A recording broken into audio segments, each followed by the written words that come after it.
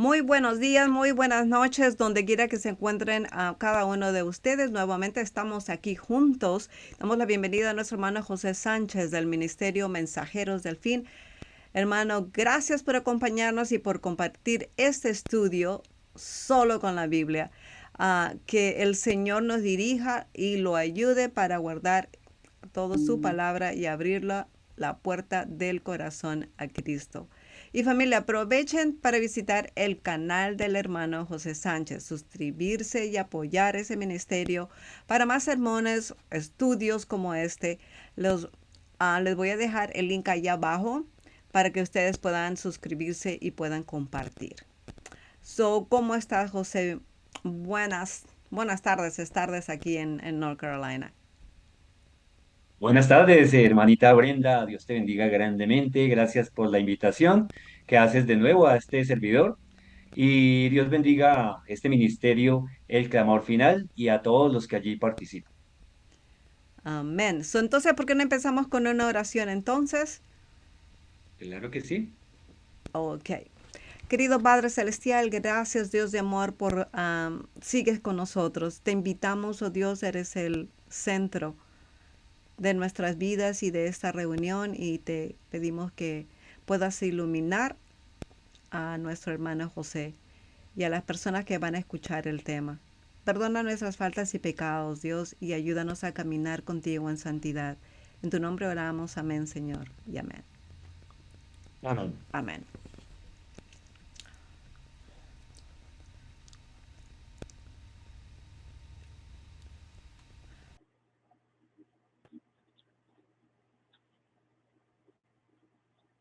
Buen día para todos. Cordial saludo de este su hermano y amigo José Sánchez, del Ministerio Mensajeros del Fin.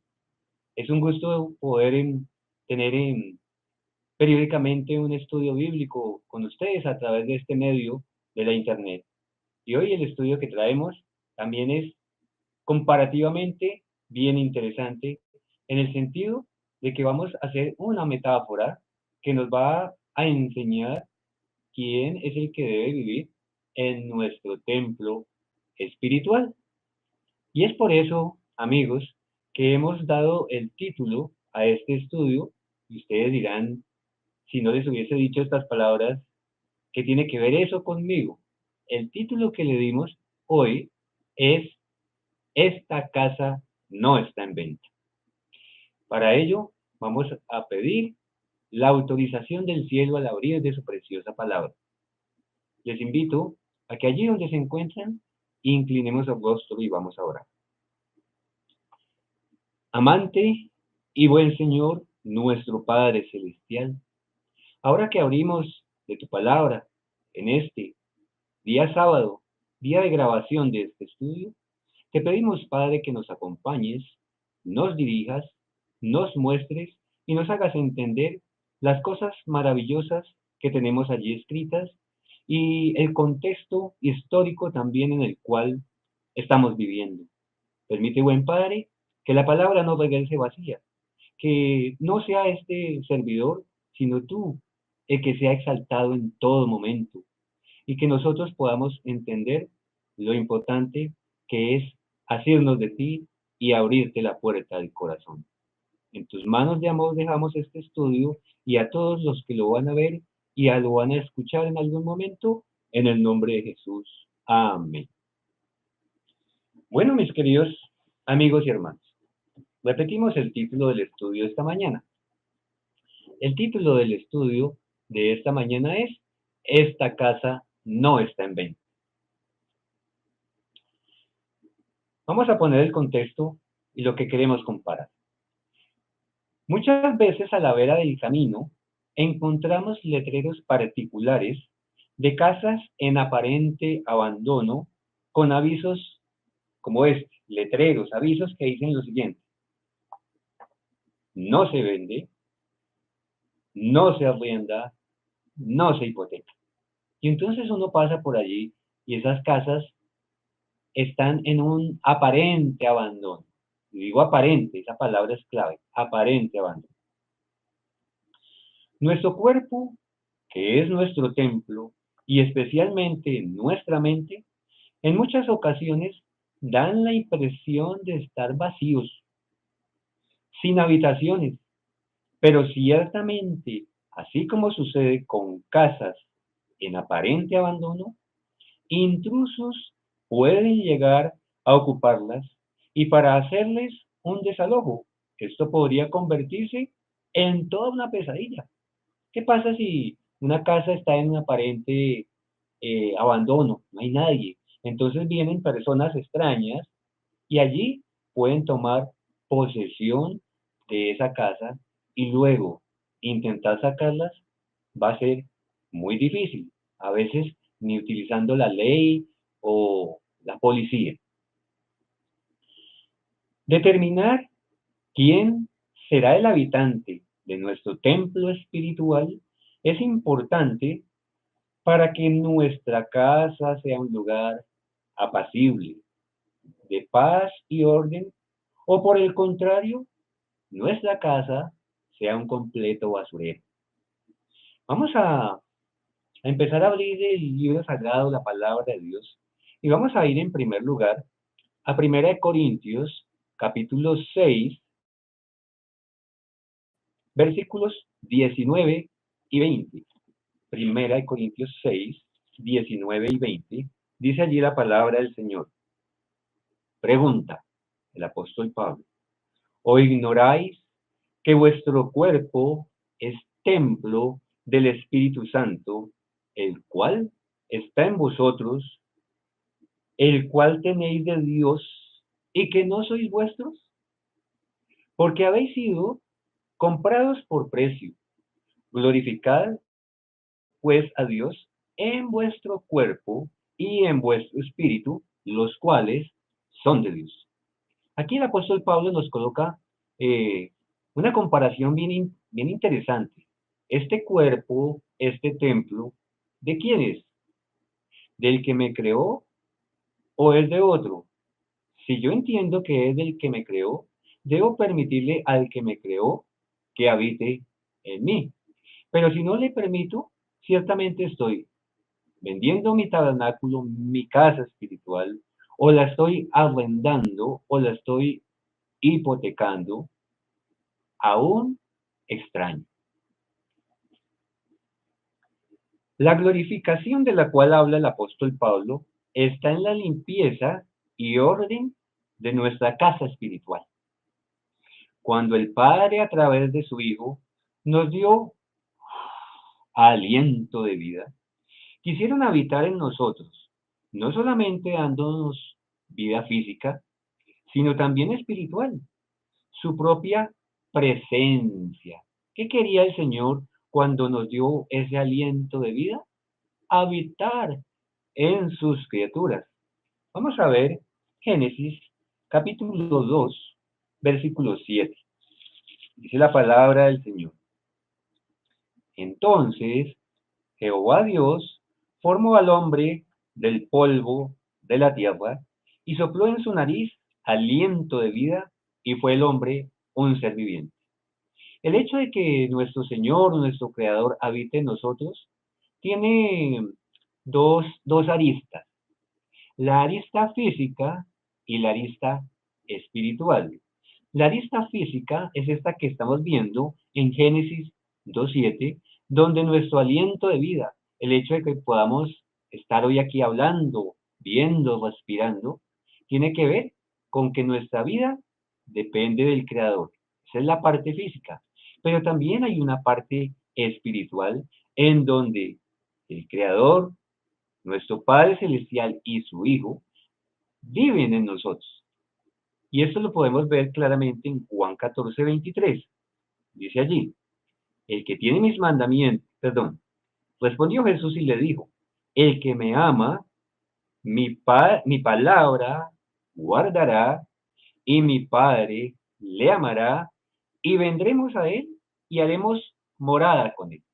Entonces, hay dos aristas en las cuales el Señor, nuestro Creador, quiere vivir en nosotros. Y nosotros, como sus hijos, debemos permitirle que Él more en nuestra casa espiritual.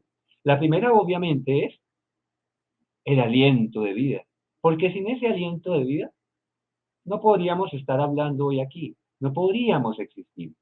Y la segunda, que es la que se ha dejado y de la cual pretendemos hablar en este momento, es la parte espiritual, en donde nosotros debemos permitirle al Padre y al Hijo que moren en nosotros, porque es su espíritu el que nos hace vivir en armonía como hijos ante nuestro Padre.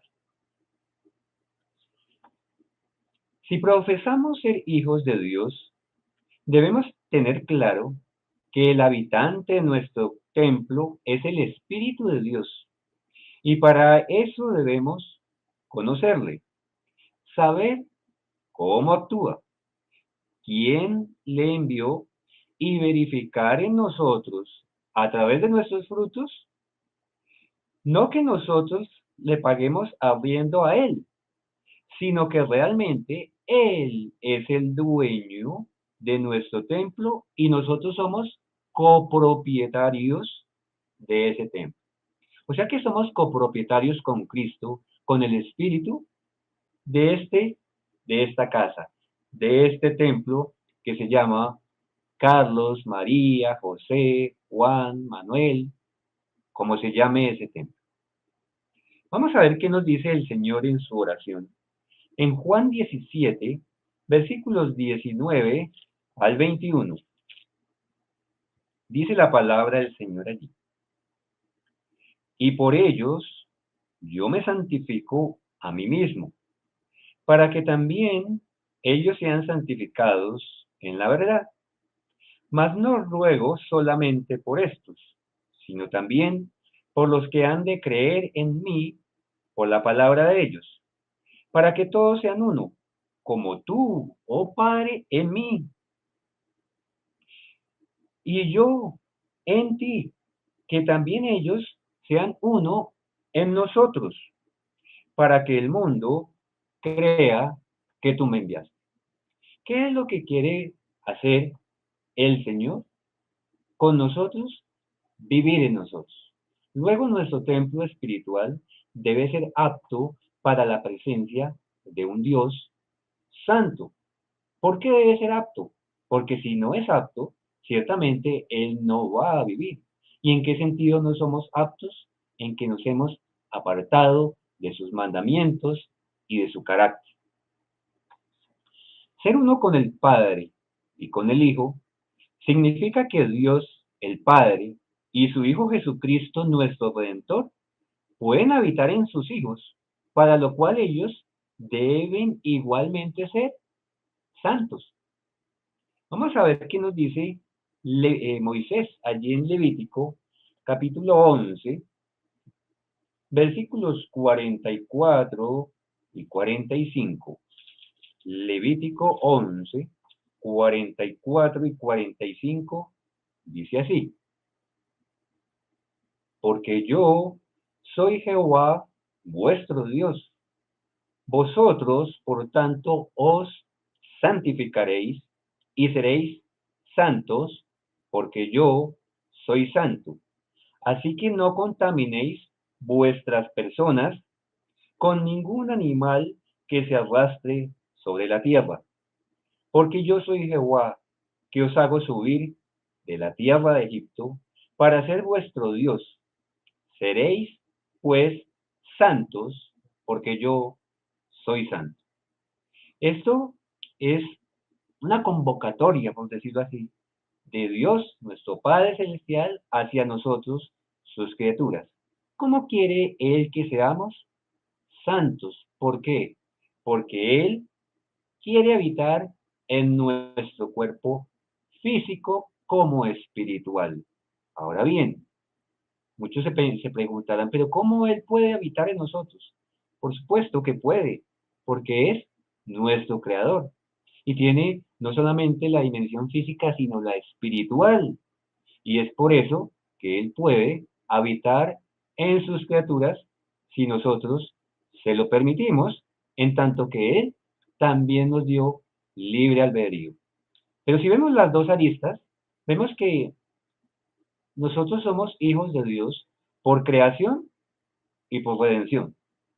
Sin embargo, el mundo entero, porque no hay nadie que haya sido fabricado en una máquina, el mundo entero es hijo de Dios por creación. Pero tristemente, la mayoría del mundo ya no es hijo de Dios, porque por redención han rechazado a nuestro Redentor, valga la redundancia. La exhortación a ser santo está relacionada en dos dimensiones: lo que comemos para nuestro sustento físico y lo que comemos para nuestro sustento espiritual. ¿Qué quiero decir? Cada mañana nos levantamos, tomamos el desayuno, a mediodía tomamos el almuerzo y en la noche muchos tomamos la cena. Sin embargo, la mayoría de la gente espiritualmente es desnutrida, porque toma muy poquito o tal vez nada espiritualmente hablando. ¿Cuál es nuestra comida espiritual? Esta es nuestra comida espiritual: la palabra de Dios, la oración, el encuentro con el que nos dio la vida y el encuentro con quien prometió darnos una vida mejor en la patria celestial. Volvemos a leer Juan 14, 23 para dar el siguiente contexto. Juan 14, 23 nos dice lo siguiente. Volvemos a leerlo. Respondió Jesús y le dijo: el que me ama, mi palabra guardará, y mi Padre le amará, y vendremos a él y haremos morada con él. ¿Cuál es el contexto? Hay varios contextos ahí, pero el principal es el primero es que nosotros debemos amar a Dios, ¿cierto? ¿Y cómo le amamos? ¿Qué es lo que dice ahí? El que me ama, mi palabra guardará. Esa es la primera parte del contexto, ¿no? Y eso lo vamos a comparar con el mismo apóstol Juan en su carta, en la primera carta, primera de Juan, capítulo 1, versículos 3 hasta el 6. Primera carta de Juan, capítulo 1, versículos 3 al 6. Vamos a ver qué dice allí el discípulo amado. Dice: y en esto sabemos que nosotros le conocemos. ¿Cómo le conocemos? Si guardamos sus mandamientos.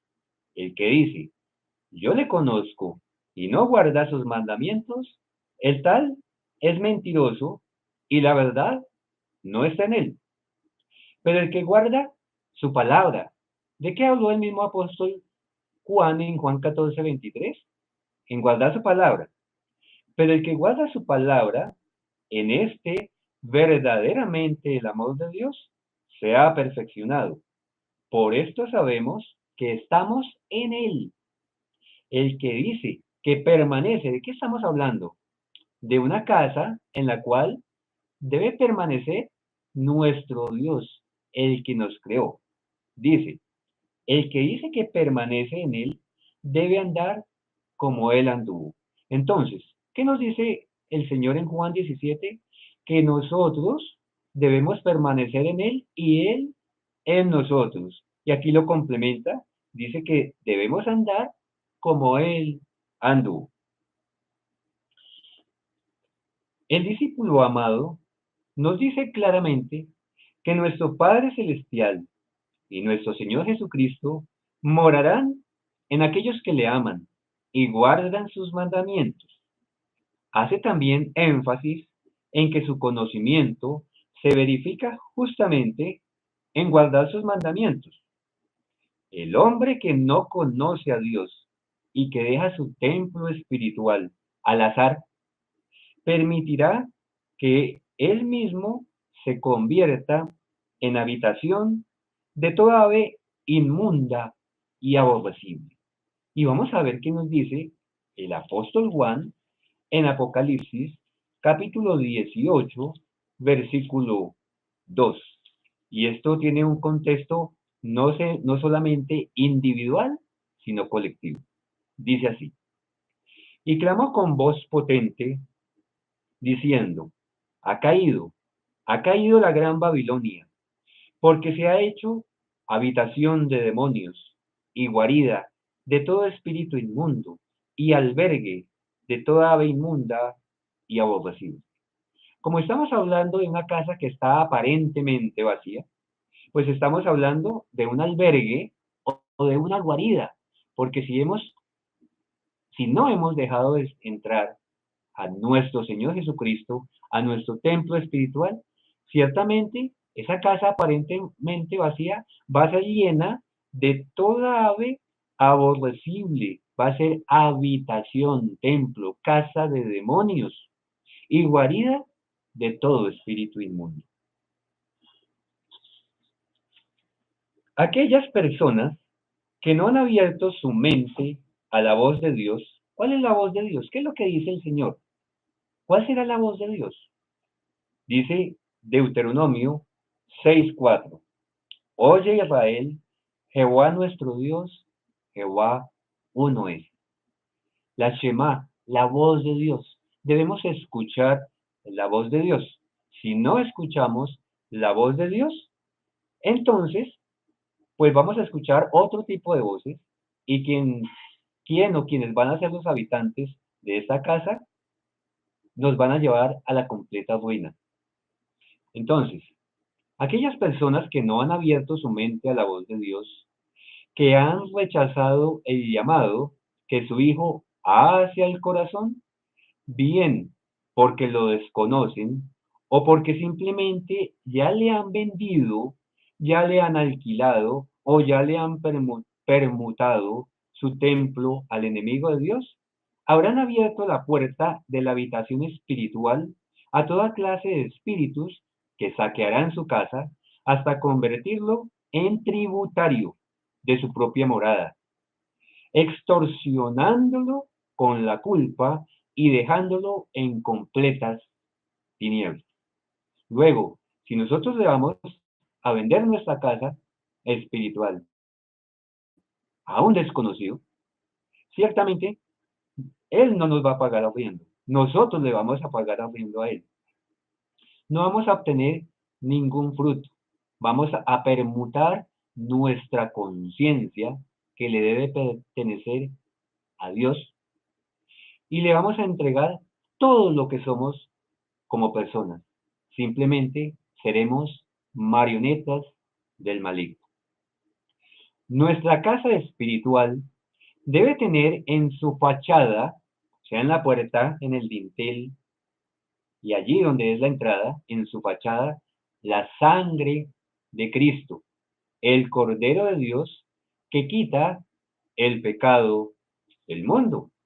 Y vamos a ver esto en un símbolo que el Señor ordenó hacer a los hijos de Israel. Allí, en la última plaga, en la 10ª plaga, la de los primogénitos.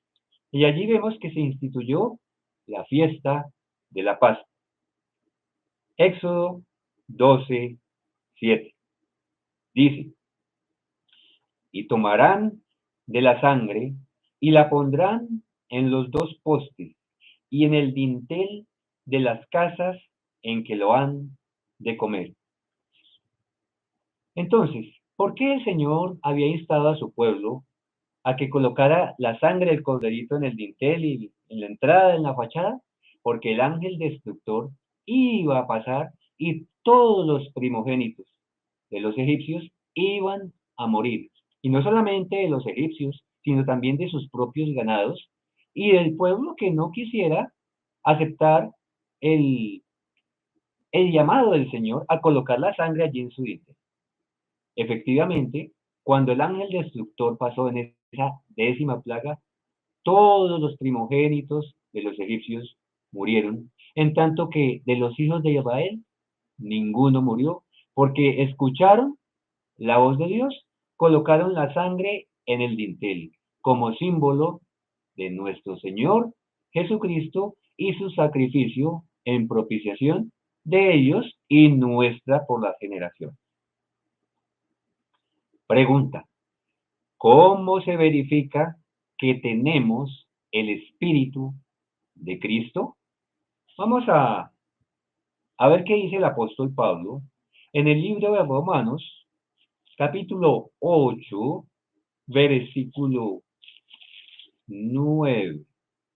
Romanos, capítulo 8, versículo 9, dice allí: mas vosotros no vivís según la carne, sino según el Espíritu. Si es que el Espíritu de Dios mora en vosotros.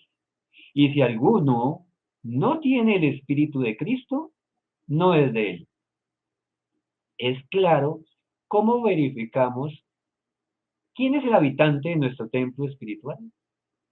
Si nosotros solamente nos deleitamos en las obras de la carne, en el materialismo, pues simplemente podemos saber que Dios no habita en nosotros, ni nuestro Señor Jesucristo. El Espíritu de Dios no puede habitar en aquellos que se desaforan en las cosas del mundo. Y es por eso que nosotros debemos verificar, como dice el apóstol Pablo, y vuelvo a leer: mas vosotros, o sea, le está hablando a los que nos consideramos hijos de Dios y queremos seguirle, mas vosotros no vivís según la carne, sino según el Espíritu. Y hace este énfasis: si es que el Espíritu de Dios mora en vosotros. Pero si el Espíritu de Dios no mora en vosotros, el Espíritu de Cristo no está en él. ¿Por qué? Como lo decía el mismo Señor en Juan 17, para que seamos uno. Tú en mí, el Padre Celestial en su Hijo, y Él en nosotros. Eso es lo que nosotros debemos entender y debemos verificar que el Espíritu de nuestro Señor Jesucristo more. ¿Y cómo lo verificamos? Si las obras de la carne no están en nosotros y si el carácter de Cristo lo estamos reflejando. Si el Espíritu de Dios mora en nosotros, no viviremos conforme a la carne. Nuestra casa espiritual estará limpia y ordenada. Vamos a Primera de Corintios, capítulo 3, versículo 16. Dice allí la palabra del Señor: ¿no sabéis que sois templo de Dios y que el Espíritu de Dios mora en vosotros? El apóstol Pablo es muy claro al decir que el Espíritu que debe morar en los hijos de Dios es el Espíritu de Dios. Es muy claro. ¿Y por qué quiero hacer este énfasis? Porque doctrinas espurias nos llaman a pensar y a creer que una tercera persona debe morar en nosotros. Pero resulta que quien debe morar en nosotros es el Espíritu de Dios. Y el Espíritu de Dios es Espíritu Santo. Pero no está hablando que sea otro, que sea una tercera persona. Vuelvo y leo. Y si dice: ¿no sabéis que sois templo de Dios y que el Espíritu de Dios mora en vosotros? Si alguno destruye el templo de Dios, Dios le destruirá a él, porque el templo de Dios, el cual sois vosotros, santo es. ¿De qué estamos hablando? De una casa. ¿Y por qué quise darle ese título? Esta casa no se vende, no se arrienda, no se hipoteca, porque si he aprendido y he entendido que mi Padre Celestial debe vivir en mí, pues no puedo vender este templo espiritual a la pornografía, al cine, a los placeres, todo tipo de placeres mundanales, a las borracheras, a las malas palabras. No, porque este templo le pertenece a mi Padre Celestial y Él mora a través de su Espíritu en mí. Y si nosotros vamos más allá, sabemos que el Espíritu de Dios, el dedo de Dios, la ley de Dios, es su Hijo amado, nuestro Señor Jesucristo. Y es por eso que Él debe morar en nosotros. Si somos hijos de Dios, debemos ser su templo porque su espíritu mora en nosotros. La ausencia del Espíritu de Dios en las criaturas hace que las drogas, los placeres temporales, las malas palabras, las ofensas al prójimo y todo tipo de actitudes, como lo resume Pablo en Gálatas 5, 16 al 21, llamándolos los frutos de la carne, harán que nuestra casa espiritual sea un completo desastre. Vamos a recordar cuáles son las obras de la carne, que las encontramos referenciadas allí en el libro de Gálatas, capítulo 5, versículos 16 al 21, y dice allí, digo pues, andad en el espíritu y no satisfagáis los deseos de la carne, porque el deseo de la carne es contra el espíritu, y el del espíritu es contra la carne, y estos se oponen entre sí para que no hagáis lo que quisierais.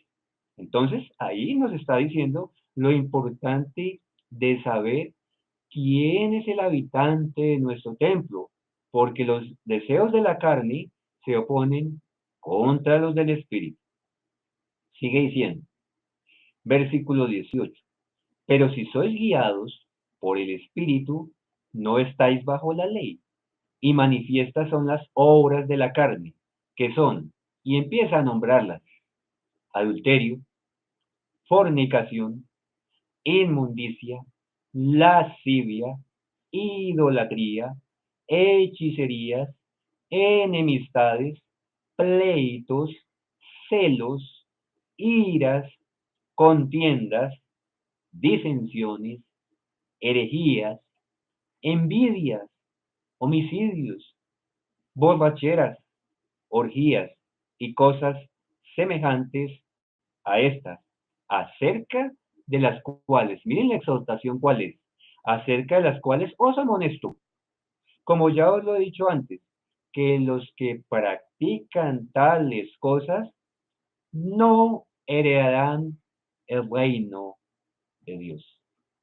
Hoy nosotros tenemos una casita espiritual, una casa que puede ser preciosa o simplemente puede ser un muladar, un basurero.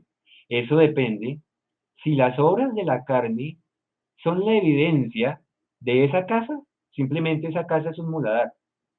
Pero si el Espíritu del Señor mora en nosotros, esa casa puede ser un completo palacio.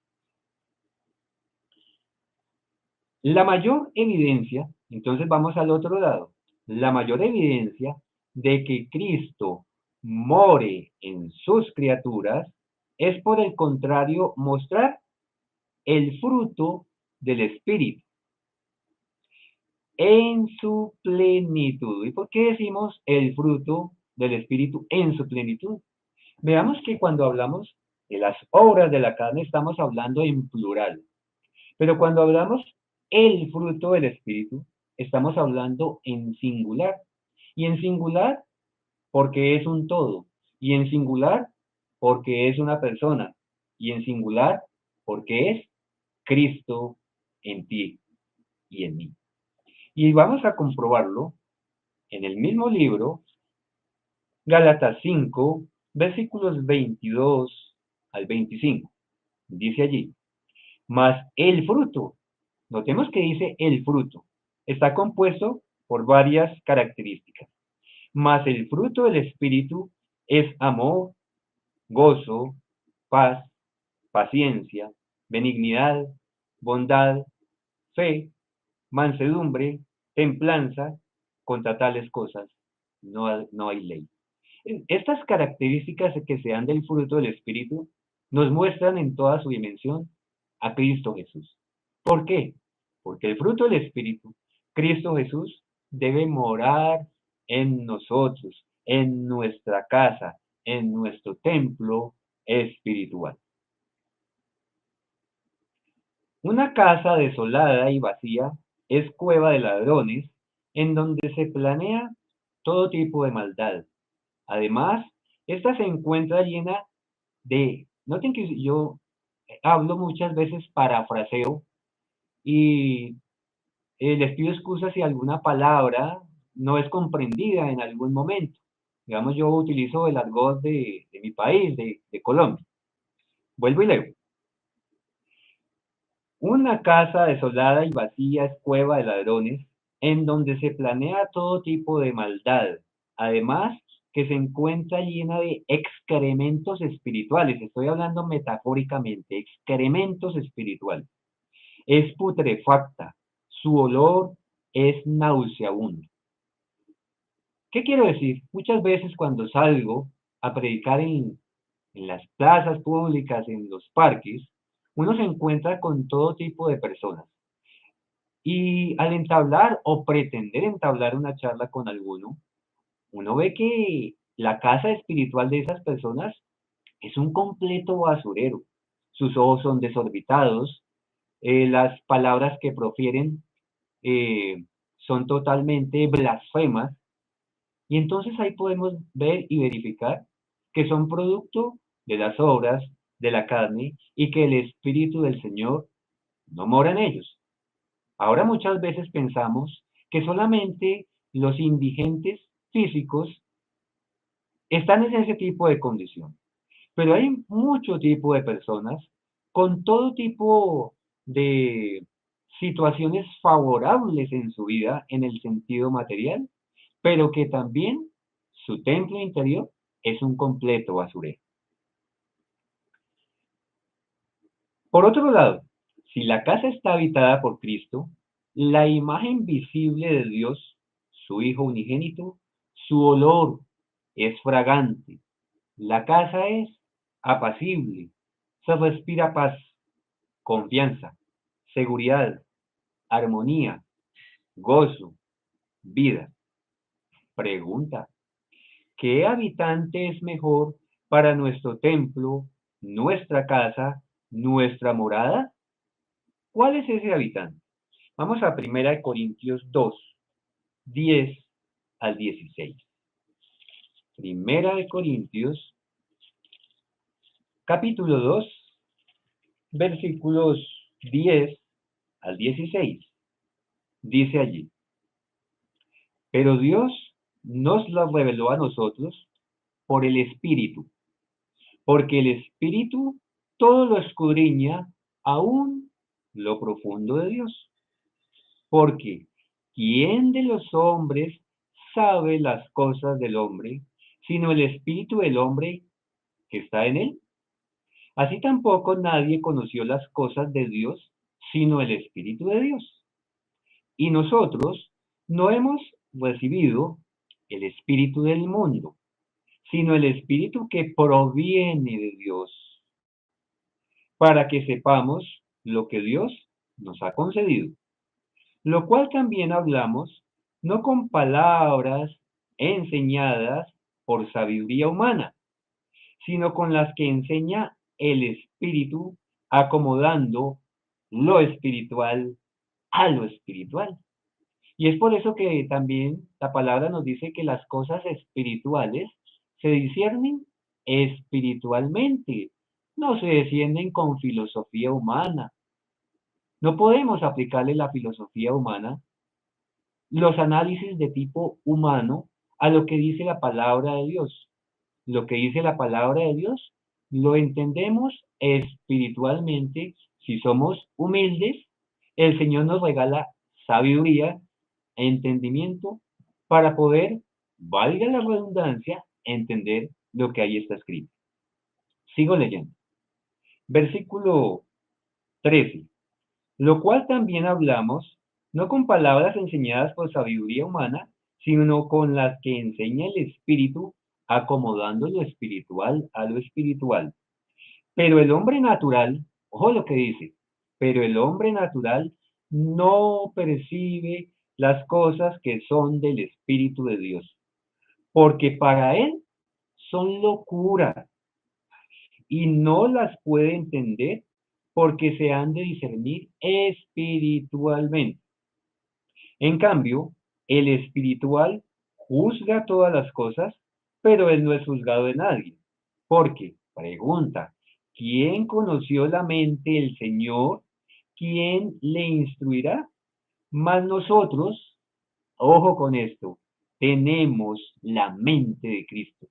¿Cómo es que nosotros podemos tener la mente de Cristo? Porque le hemos permitido a Él que habite en nuestra morada, en nuestra casa, en nuestro albergue espiritual. Solamente por eso podemos tener la mente de Cristo y nuestra casa ser un palacio espiritual. El espíritu del mundo no puede discernir las cosas espirituales que pertenecen a Dios. No las entiende, para él son locura.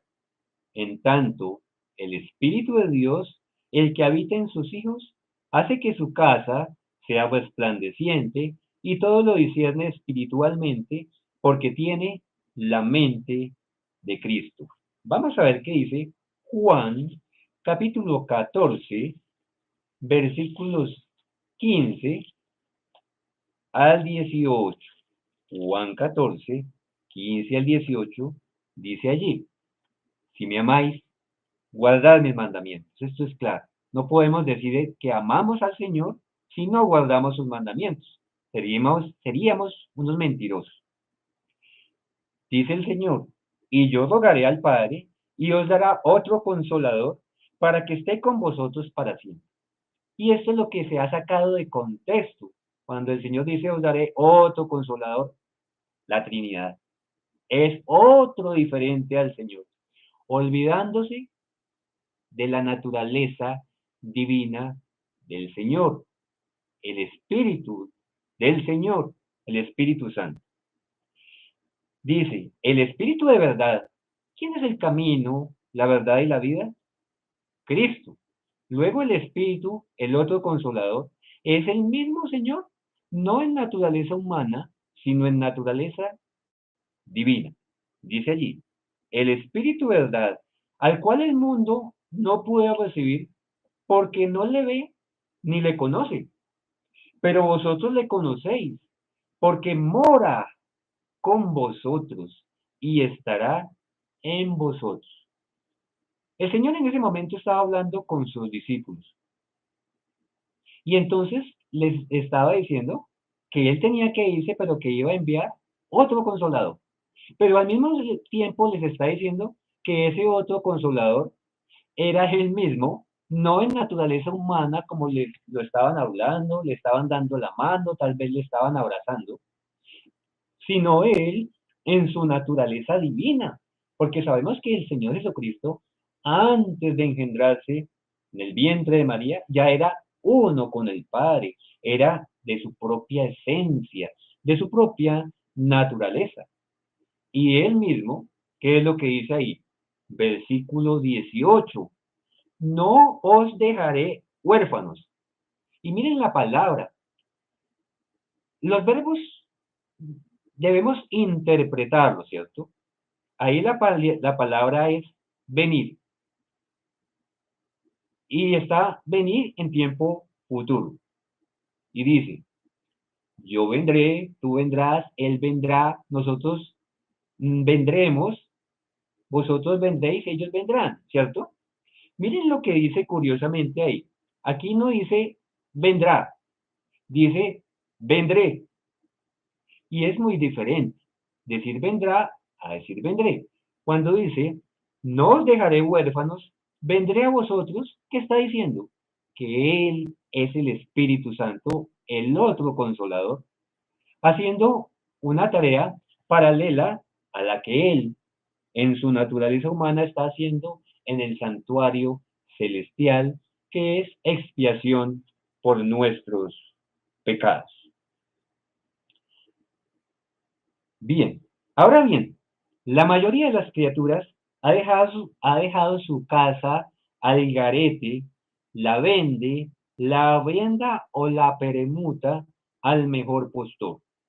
No le importa vender su conciencia, su mente, con tal de sentir una seguridad temporal y todo tipo de beneficios materiales, pero que al final le harán vivir preso en su propia casa. Toda casa cuyos fundamentos están construidos sobre la arena será derrumbada y su lugar no se conocerá más. Construir sobre la roca, Cristo Jesús, permitirá que nuestro templo espiritual se mantenga en pie a pesar de las tormentas que amenazan con derrumbarla. Cuando los entendidos nos damos cuenta que el tiempo está cerca, debemos decirle a nuestro huésped de honor, el Espíritu de Cristo, que sostenga nuestra casa para que cuando venga el enemigo, pretendiendo comprarla o se quiera posesionar de ella, podamos decirle enérgicamente, ¿qué es lo que debemos decirle al enemigo de manera enérgica? Esta casa no está en venta, no se arrienda ni se permuta, ya tiene dueño. Cristo, el Espíritu Santo, mora aquí. La compró en un precio invaluable, su preciosa sangre, su propia sangre. A medida que los acontecimientos del tiempo del fin están dando su curso, el enemigo de Dios ha pensado en marcar a los suyos como de su propiedad. Si la conciencia de las criaturas no está anclada a su Hacedor, no le oye ni le obedece, la venderá fácilmente por menos de un plato de lentejas. La libertad de conciencia se encuentra amenazada. Ojo con esto, que es el lema de muchos de nosotros y especialmente está en ese ministerio en el cual nos han dado la oportunidad de participar y al cual también les invito, que es el ministerio El Clamor de Medianoche. Les invito que escuchen eh, a nuestros hermanos allí, la familia Alejo. También escuchen a nuestro hermano del ministerio Infonom, a nuestro hermano del ministerio Preparadores del Camino, a nuestro hermano del ministerio Adventista Historicista, porque es muy importante sumar el conocimiento desprendido de la soberbia de los hombres.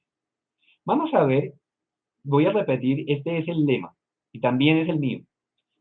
La libertad de conciencia se encuentra amenazada. La mayor necesidad del mundo es la de hombres que no se vendan ni se compren, hombres que no teman dar al pecado el nombre que le corresponde, hombres cuya conciencia sea tan leal al deber como la brújula al polo, hombres que se mantengan de parte de la justicia aunque se desplomen los cielos. Y esto ustedes lo pueden verificar, esto no son palabras mías, sino de la sierva del Señor, que las encontramos en el libro La Educación, en la aplicación 54.3, 54.3, un lema muy bonito acerca de lo que nosotros debemos ser. Y eso es el resumen de lo que es integridad. La mayor necesidad del mundo es la de hombres que no se vendan ni se compren. El enemigo de Dios ha enviado delante del hombre multitud de compradores de su templo, de su casa espiritual, transhumanismo, farmaquía, que es hechicería, entretenimiento, dinero, poder, fama. Todos van por ti, pero ya no serás tú, sino ellos en ti. Y en nuestra lucha por resguardar nuestra casa, vemos que esta lucha no es contra sangre y carne, sino contra principados y potestades de las tinieblas de este mundo, como lo dice el apóstol Pablo en Efesios 6:12. El capítulo 36 de un libro maravilloso que se llama La Gran Controversia o El Conflicto de los Siglos. El título original es La Gran Controversia, está en inglés. Y el título que hemos adoptado para el habla hispana es El Conflicto de los Siglos. Es el mismo libro. Dice aquí, Después de superar el oscurantismo de la Edad Media, en donde un poder hegemónico llevó a la muerte a todos aquellos que se le oponían, el mundo contemporáneo parece haber olvidado su historia y los sacrificios de muchos mártires en pro de la libertad de conciencia. Eso lo encontramos en el comienzo del capítulo 36 de este precioso libro, La gran controversia o el conflicto de los siglos. Y el título es La libertad de conciencia amenazada.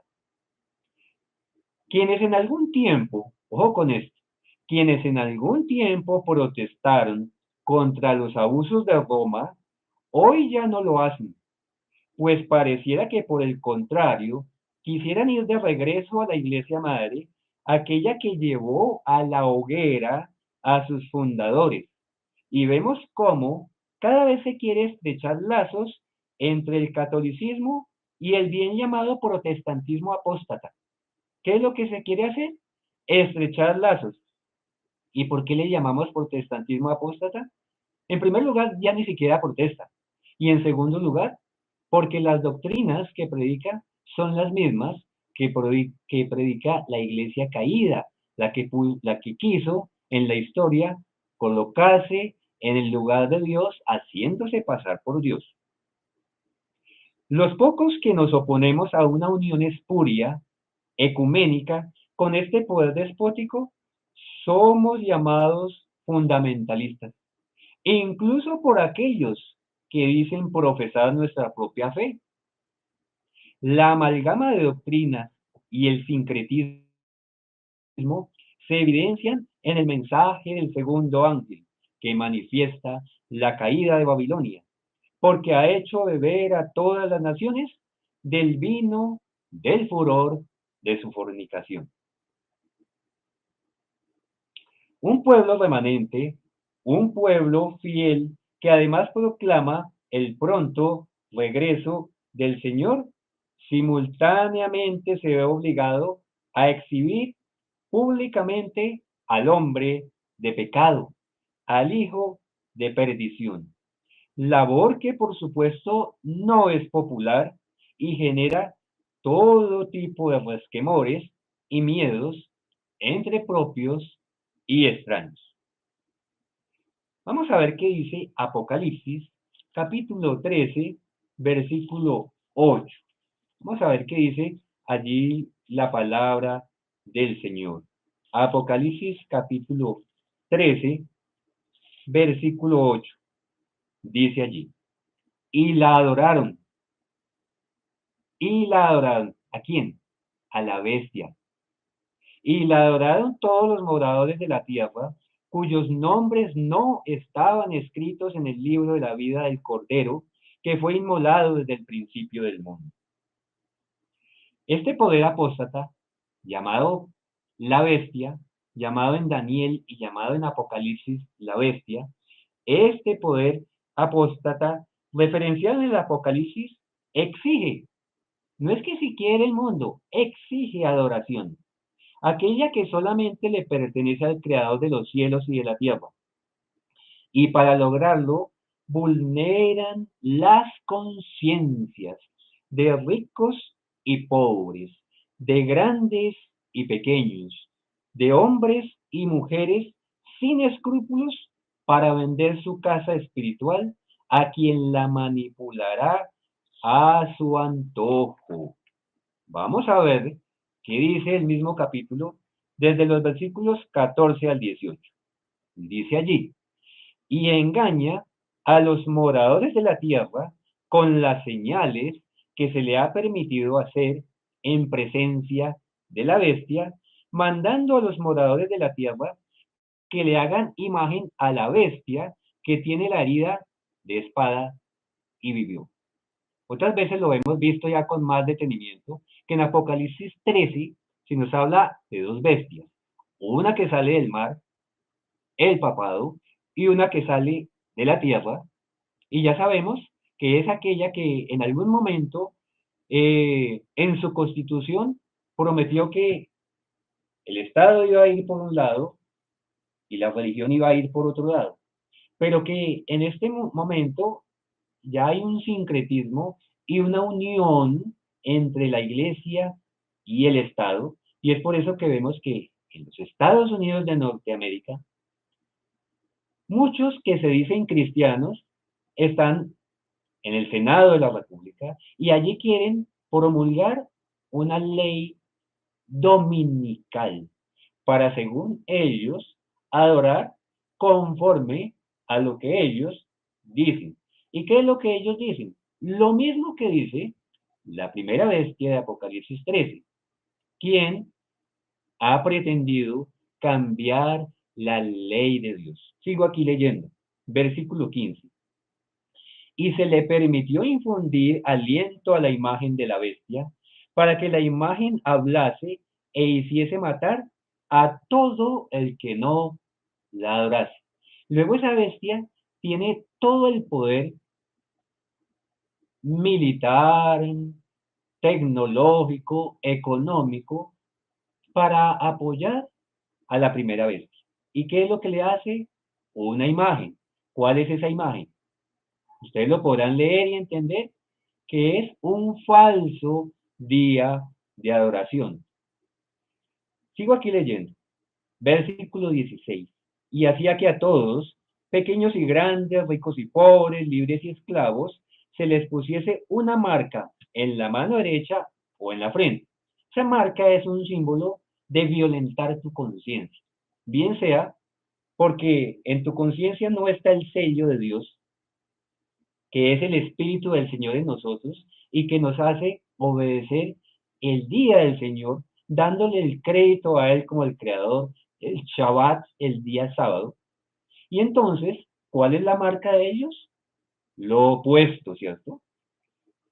El primer día de la semana, el domingo, dice, y que ninguno pudiese comprar ni vender, sino el que tuviese la marca o el nombre de la bestia o el número de su nombre. Aquí hay sabiduría. El que tiene entendimiento, cuente el número de la bestia, pues es número de hombre, y su número es 666. 666. Y ya habíamos dicho en otro estudio acerca de lo que significa el número 6. Es número de hombre que al verse enfrentado a una prueba para llegar a la perfección al número 7, no pudo porque le creyó al enemigo de Dios, camuflado en la serpiente, ¿no? Seguimos leyendo. La palabra nos muestra los alcances que tendrá el dragón, quien se servirá de la bestia para adjudicarse adoración y apartar a los hombres del único Dios verdadero. ¿Qué es lo que quiere el dragón? Apartar a los hombres del único Dios verdadero. Y voy a leer de una parte de este libro que es no solamente histórico, sino también profético, llamado El conflicto de los siglos, la gran controversia. Y vamos a leer para que ustedes comprueben después en la aplicación 623.2, 623.3, conflicto de los siglos. Dice allí, una religión de ceremonias exteriores es propia para atraer al corazón irregenerado. O sea que un corazón irregenerado, una casa donde no habita el Espíritu de Dios, simplemente está pensando en ceremonias, está pensando en tradiciones, en ceremonias sin ningún sentido.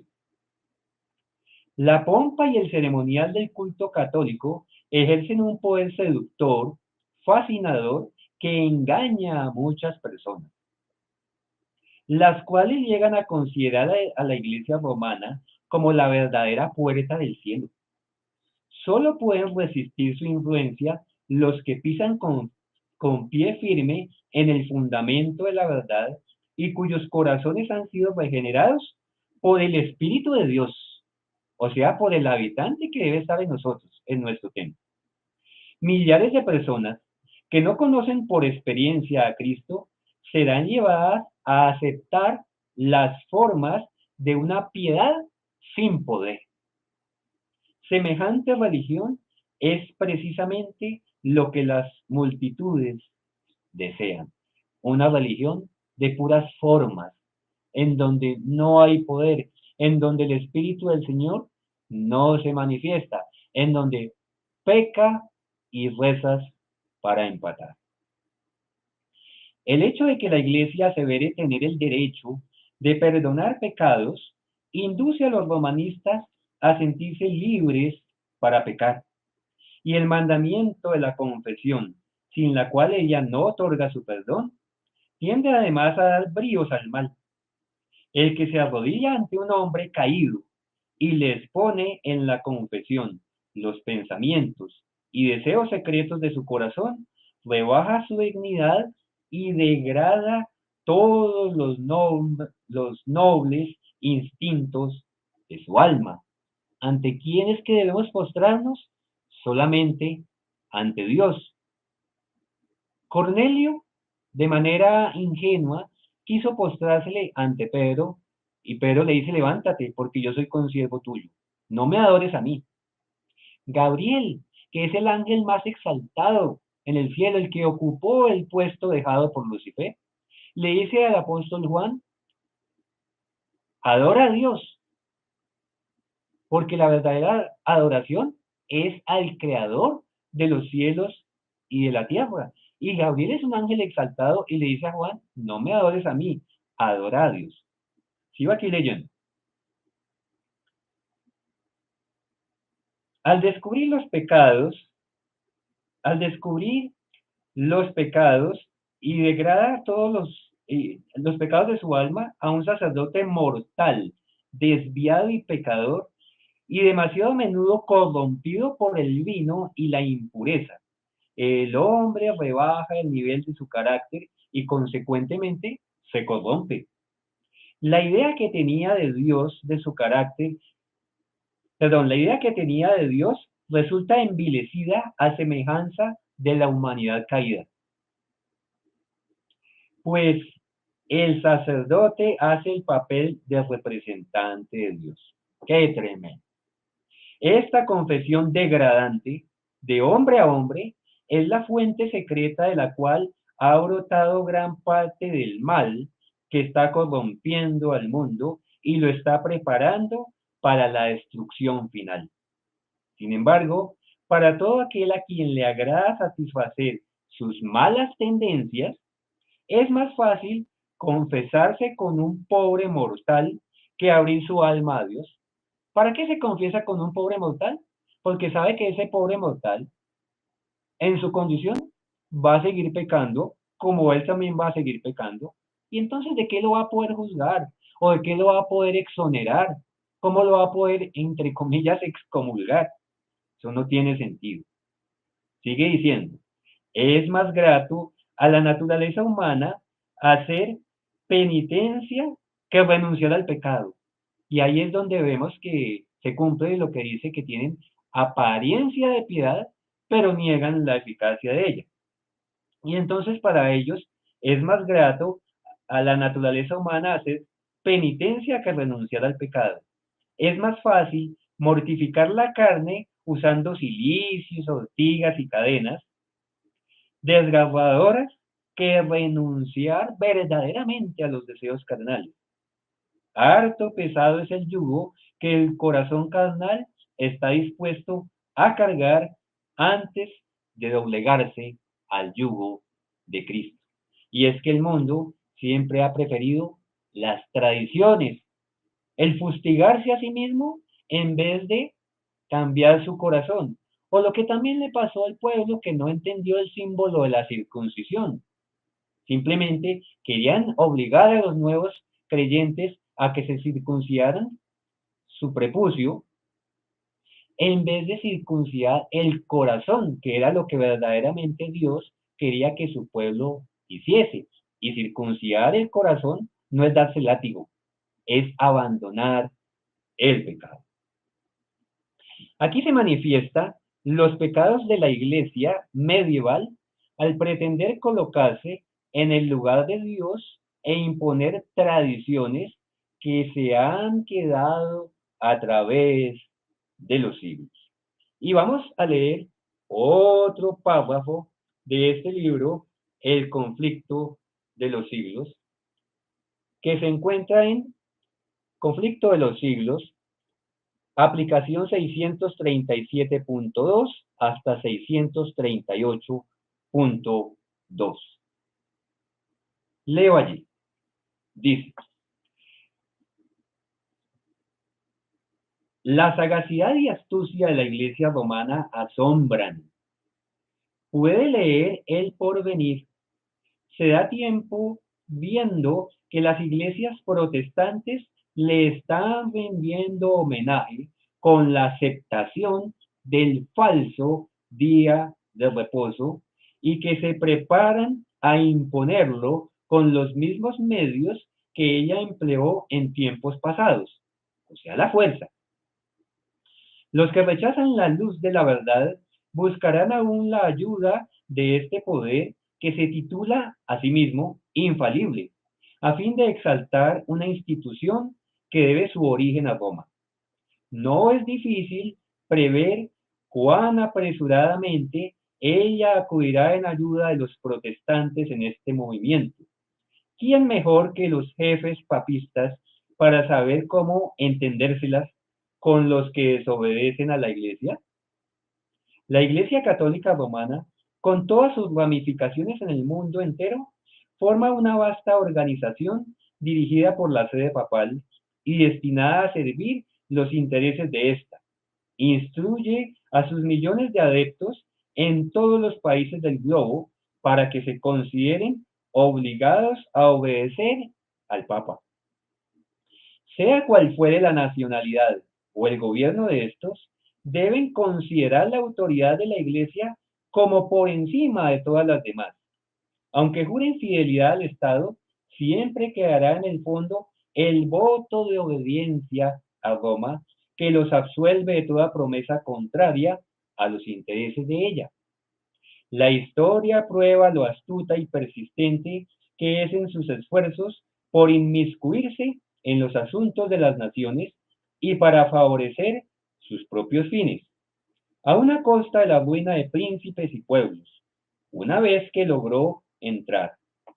En el año 1204, el Papa Inocencio III arrancó de Pedro II, rey de Aragón, este juramento extraordinario, comillas: yo, Pedro, rey de los aragoneses, declaro y prometo ser siempre fiel y obediente a mi señor el Papa Inocencio, a sus sucesores católicos y a la Iglesia romana, y conservar mi reino en su obediencia, defendiendo la religión católica y persiguiendo la perversidad herética.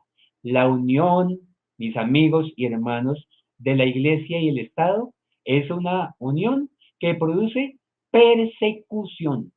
Y es por eso que es una unión espuria, esa unión entre el hierro y el barro cocido, como lo muestra la imagen de Daniel capítulo 2, nos hace entender que es una unión perversa, es una unión que persigue a todos aquellos que no van en ese camino que aparta a las criaturas de Dios.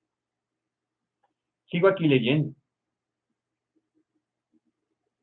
Esto está en armonía con las pretensiones del pontífice romano con referencia al poder de que él tiene derecho de deponer emperadores y de que puede desligar a los súbditos de la lealtad debida a gobernantes perversos.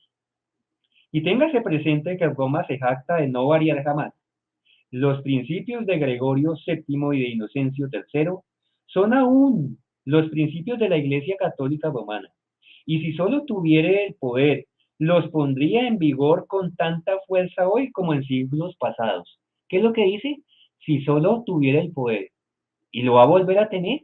Claro que sí, porque eso es lo que dice, lo que acabamos de leer en la palabra de Dios en Apocalipsis capítulo 13, en los versículos finales, desde el versículo 14, donde dice que esa segunda bestia le va a devolver el poder que perdió esa primera bestia en su herida mortal por allá en 1798. Sigo aquí leyendo. Pocos saben los protestantes lo que están haciendo al proponerse aceptar la ayuda de Roma en la tarea de exaltar el dominio. Mientras ellos tratan de realizar su propósito, Roma tiene su mira puesta en el restablecimiento de su poder y tiende a recuperar su supremacía perdida.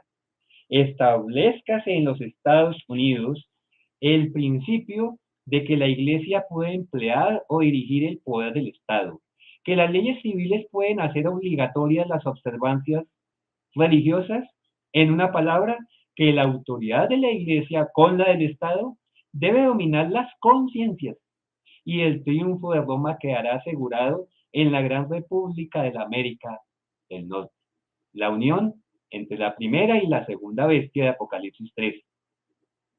La palabra de Dios ha dado advertencias respecto a tan inminente peligro.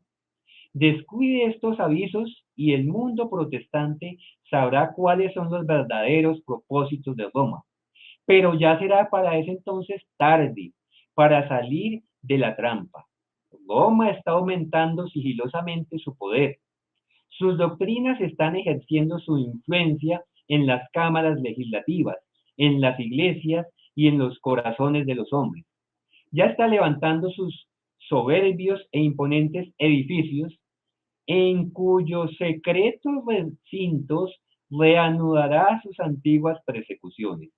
Está acumulando ocultamente sus fuerzas y sin despertar sospechas para alcanzar sus propios fines y para dar el golpe en su debido tiempo. Todo lo que Roma desea es asegurarse alguna ventaja y esta ya le ha sido concedida. Pronto veremos y palparemos los propósitos del romanismo. Cualquiera que crea u obedezca a la palabra de Dios incurrirá en oprobio y persecución. Y es por eso que ya no se permite en muchos países salir con este precioso libro a predicar de la palabra de Dios. Es impopular, pero sí se permite todo tipo de vejaciones y aberraciones de los hombres. La libertad de conciencia se encuentra amenazada. El poder romano no cambia. Pronto la historia se repetirá.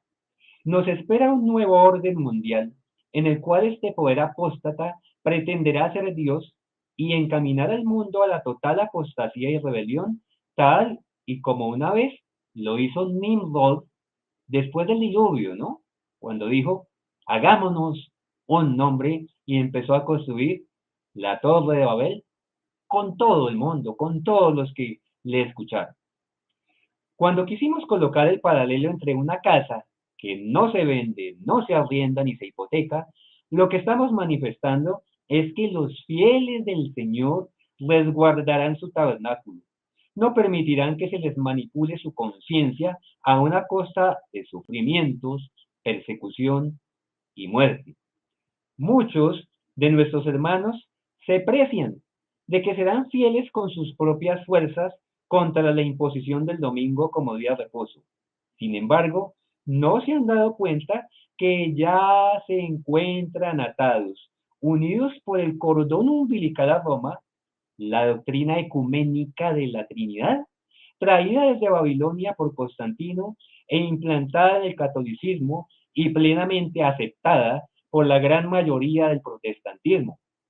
Los que de buena fe pretenden resistir aceptando esa doctrina espuria serán entrampados por el dragón, el espiritismo, al comando de Satanás y en cabeza de la bestia, quien haciéndose pasar por Dios ejercerá un poder despótico para implantar su marca de autoridad. Debemos recordar que no hay verdades a medias y la verdad, como es en Dios, es absoluta. La marca de la bestia será colocada sobre toda mente desprovista del conocimiento de Dios, tal y como su Hijo lo manifiesta en Juan 17:3. Porque esta es la vida eterna, que te conozcan a ti, el único Dios verdadero, y a Jesucristo, a quien has enviado. El conocimiento de Dios, tal y como lo manifiesta nuestro Señor Jesucristo, es determinante para que un extraño no venga a comprar nuestro tabernáculo, nuestra casa espiritual. O si hemos dejado una rendija abierta o nuestra casa está en aparente abandono, venga y se posesione de ella. ¿Cuál es la exhortación?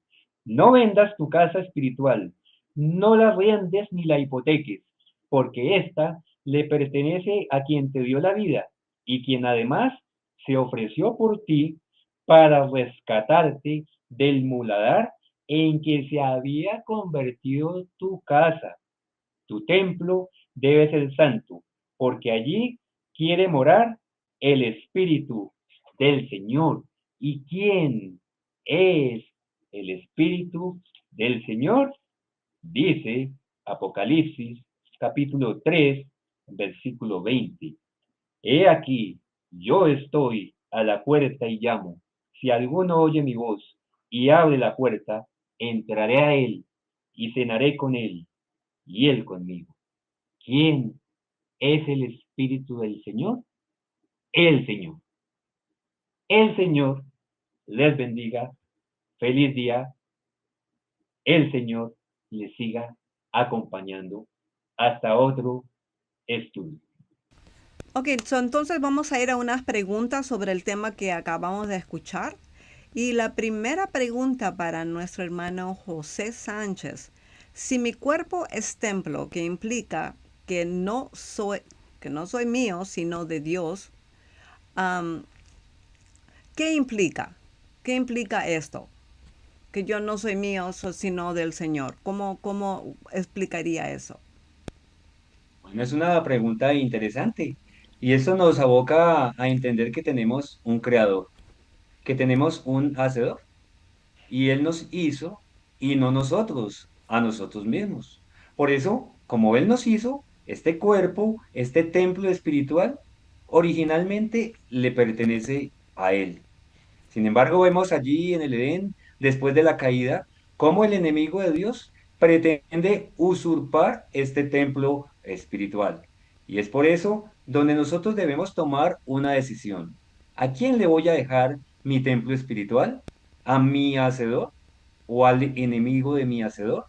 ¿Quiero que mi casa sea limpia o quiero que mi casa sea un basurero espiritual? Tremendo. Según Juan 14:23 y primera de Juan 2:3-6, ¿cómo se evidencia que el Padre y el Hijo hacen morada en una persona? Es Bueno, muy bien. ¿Cómo se evidencia? Hay algo que está sucediendo alrededor del mundo y es una táctica del enemigo, ciertamente, en poner en tela de juicio la palabra de Dios. El apóstol Pablo dice allá en Gálatas 2:20, con Cristo estoy juntamente crucificado y ya no vivo yo, mas vive Cristo en mí. Si la palabra del Señor allá en Juan 14:23 me dice claramente que el Señor y el Padre quieren vivir en mí, pues yo simplemente lo creo porque la palabra del Señor allí lo dice. Entonces dice el versículo completo. Respondió Jesús y le dijo, el que me ama, mi palabra guardará, y mi Padre le amará, y vendremos a él y haremos morada con él. ¿Quiénes vendremos? Ciertamente nos está hablando de dos personas, el Padre y el Hijo, y aquí podríamos ver el contexto hacia atrás, ¿no? Dice, por ejemplo, el versículo 19, todavía un poco y el mundo no me verá más, pero vosotros me veréis porque yo vivo, vosotros también viviréis. En aquel día vosotros conoceréis que yo, el Hijo, estoy en mi Padre y vosotros en mí y yo en vosotros. El que tiene mis mandamientos y los guarda, ese es el que me ama, y el que me ama será amado por mi Padre. Y yo le amaré y me manifestaré a él. Entonces vemos aquí en esa alocución de nuestro Señor Jesucristo, cómo siempre se está refiriendo al Padre Celestial y la manera como ellos conviven juntos y la manera también como ellos van a convivir en sus criaturas, aquellos que le abren la puerta del corazón. Tremendo, amén. Apocalipsis 13, ¿qué relación hay entre la marca, la conciencia, la frente, la mano y el control de comprar y vender? Muy bien, este es un capítulo muy al punto para lo que estamos viviendo en nuestros días. Apocalipsis 13 ciertamente nos habla de una situación en la que se nombran dos bestias. Una primera bestia que sale del mar, que tiene que ver con muchedumbres, muchas aguas, ustedes saben, y sabemos que esa bestia se refiere al papado. Y hay una segunda bestia que sale de la tierra y que en un momento esa primera bestia tuvo una herida de muerte, una herida mortal. Pero nos dice la palabra que esa herida mortal fue sanada. Ahora bien, si nosotros contextualizamos, hoy siglo XXI, esa primera bestia no tiene ni el poder político, ni económico, ni tecnológico para hacer lo que hizo en la Edad Media. Pero justamente surge una segunda bestia que sí tiene el poder político, económico y tecnológico y todo lo que tú quieras para hacerle imagen a la primera bestia. Ahora bien, la pregunta sería, ¿quién representa a la segunda bestia? Si nosotros vamos al libro de Apocalipsis, capítulo 17, versículo 5, nos dice allí, y en su frente un nombre escrito un misterio, Babilonia la Grande, la madre de las rameras. Si hay una madre, es porque tiene hijas. ¿Y quiénes son las hijas? Pues ciertamente las hijas son aquellas iglesias que salieron de allí, que empezaron a protestar allí desde la Reforma, pero que en un momento se estancaron, dejaron de protestar y han vuelto a su iglesia madre.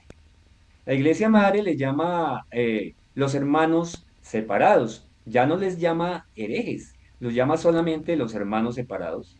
Pero Mm. ciertamente estos hermanos separados que representan a las hijas quieren volver a la iglesia madre, obviamente porque la mayoría de las doctrinas que predican son iguales a las que predica la iglesia madre. Luego, tú me preguntabas acerca de la conciencia. ¿Qué tiene que ver la conciencia?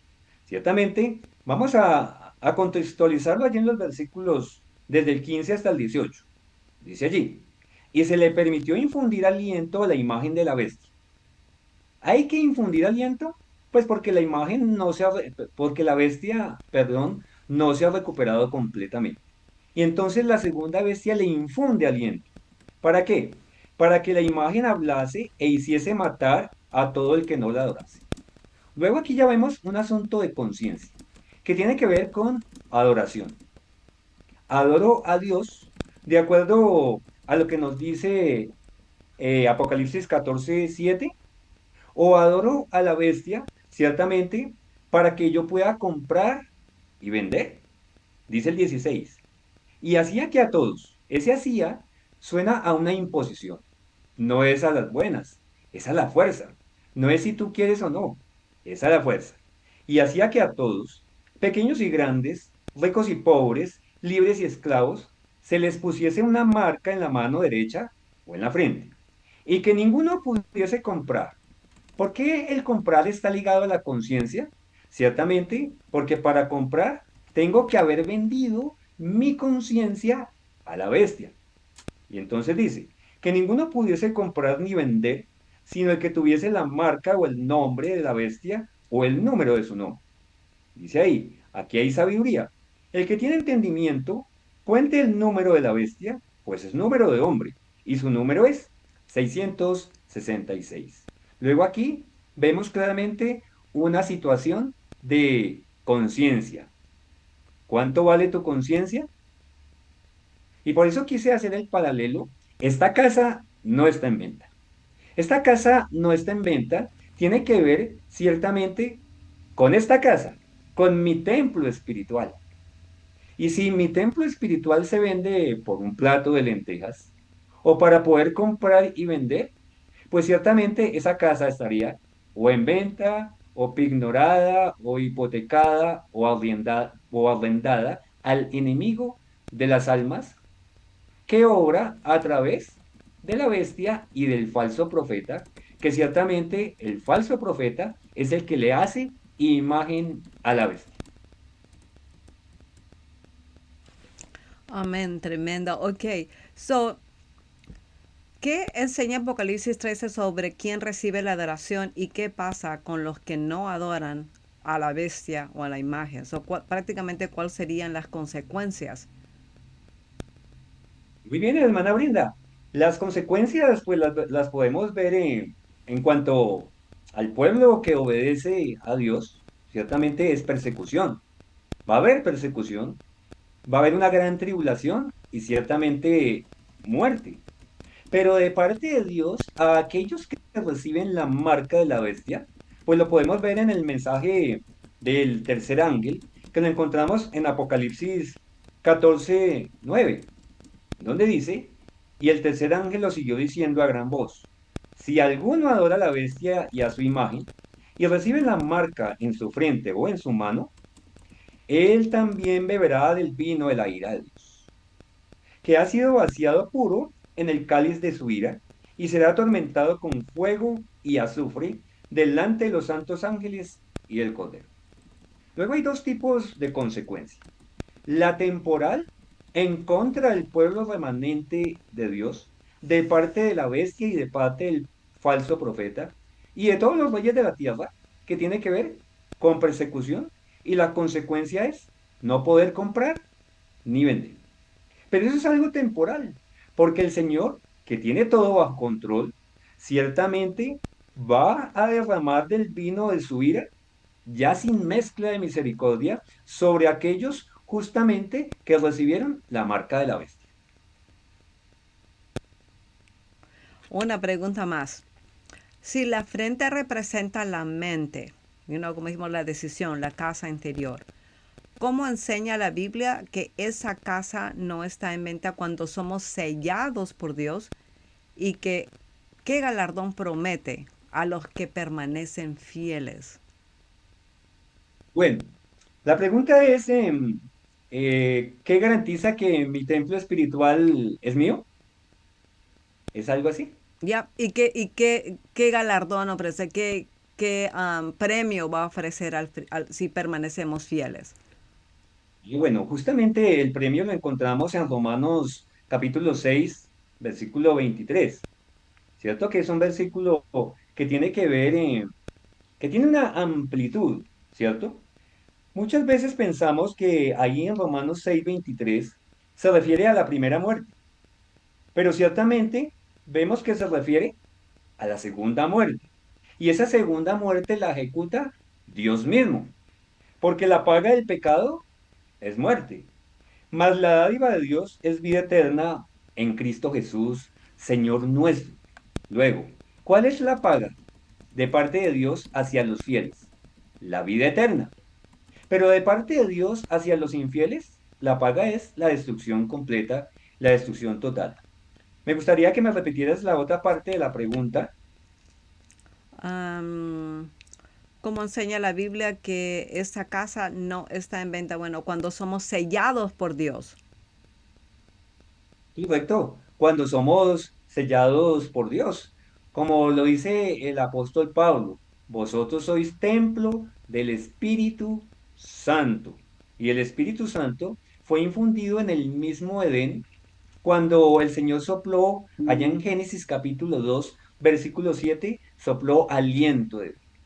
En ese aliento de vida, no solamente se nos proporcionó la capacidad de que fluyera sangre por venas y por arterias, de que subiera oxígeno al cerebro y fuésemos seres pensantes, sino que en ese mismo aliento estaba el carácter de Dios que se manifiesta en Cristo su Hijo. Luego, lo primero que atacó la serpiente en el Edén fue el carácter, porque cuando Eva decidió creerle al enemigo, el Señor salió de su templo, salió expulsado de su propia casa, pero esa casa le sigue perteneciendo. Y nosotros debemos invitar de nuevo al Señor, toma posesión de tu templo, porque me equivoqué y Amén. se la arrendé, se la ignoré a un enemigo que no me paga riendo y ciertamente tiene esta casa como un muladar.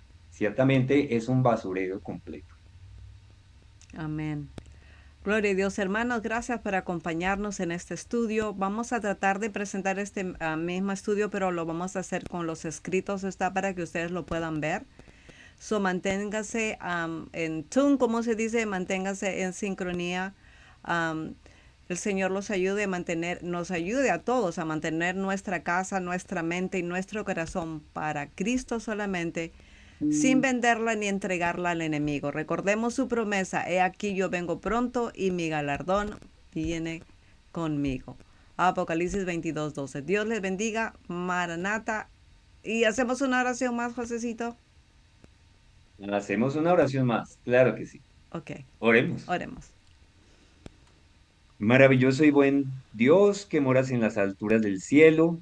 Te damos gracias, Señor, por la oportunidad que nos das de predicar este mensaje a manera de paralelo, de manera escatológica, porque es muy importante que nuestra conciencia solamente te pertenezca a ti, reconociéndote como el creador de todas las cosas y entendiendo que nuestro cuerpo, espíritu, alma y cuerpo son templo tuyo, Señor. Amén. Si hemos arrendado esta casa, si la hemos ofrecido en venta al mejor postor, que reflexionemos y que entendamos que no es nuestra propiamente, sino que solamente somos copropietarios con Cristo, el verdadero dueño, porque el Padre y el Hijo nos hicieron a su imagen y semejanza, y a o a ellos les debemos este templo espiritual. Amén. Señor, sigue bendiciendo a mi hermana Brenda y al ministerio El Clamor Final y permite que a través de este ministerio muchas almas conozcan de ti y de la palabra, tal y como se encuentra escrita. Te lo pedimos en el nombre de Jesús. Amén y amén. Amén. Gloria a Dios.